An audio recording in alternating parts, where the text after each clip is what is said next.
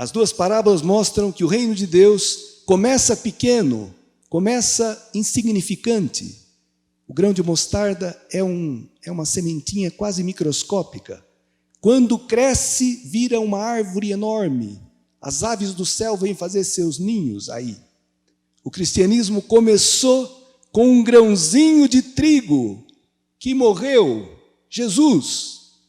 E em pouquíssimo tempo, os apóstolos, transformados pelo Espírito de Jesus, por aquele amor que ele teve, foram pelo mundo. E a igreja cresceu, o reino de Deus se espalhou por toda parte.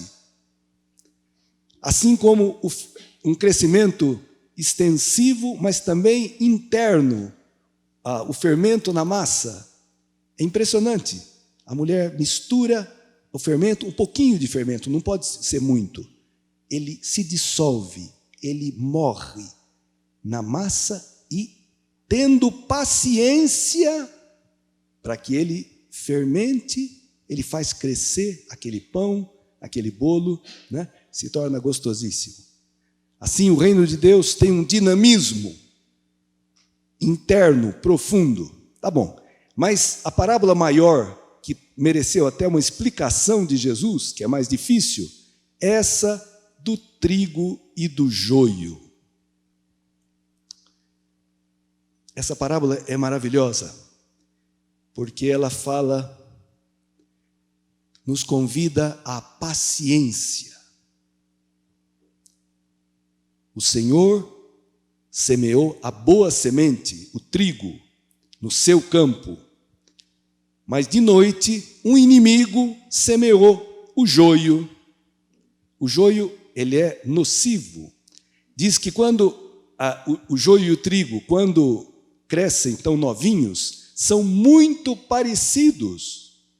Muito parecidos. E depois que crescem, aí se distinguem. Eu estava pesquisando um pouco na internet, qual é a diferença do joio e do trigo? O joio, o trigo, quando amadurece, ele pende. O fruto pesa, ele pende. Né? O joio, ele está sempre ereto. Já dá para tirar uma lição daí, né? O sinal de que alguém é trigo é que ele consegue se humilhar. Aquele que não tem fruto é sempre um orgulhoso, soberbo, que está sempre ereto. E é venenoso o joio. E os apóstolos, aqui fala que os servos, quando viram que no meio do trigo tinha joio, quantos de nós hoje também nos escandalizamos com o mal no mundo e na igreja? Por que Deus não faz alguma coisa? Por que Deus parece que silencia, não age, não faz justiça, não separa o trigo do joio? O Senhor, olha a resposta de Cristo. Não. Eles perguntam, queres que vamos arrancar o joio? Ele fala, não. Pode acontecer que arrancando o joio, arranqueis também o trigo, porque ele é parecido no começo.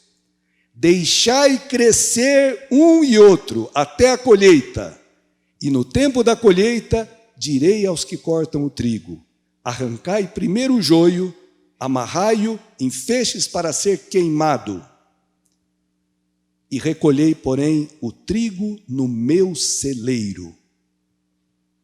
Irmãos, é uma palavra bonita sobre duas realidades muito pouco faladas, mas importantíssimas.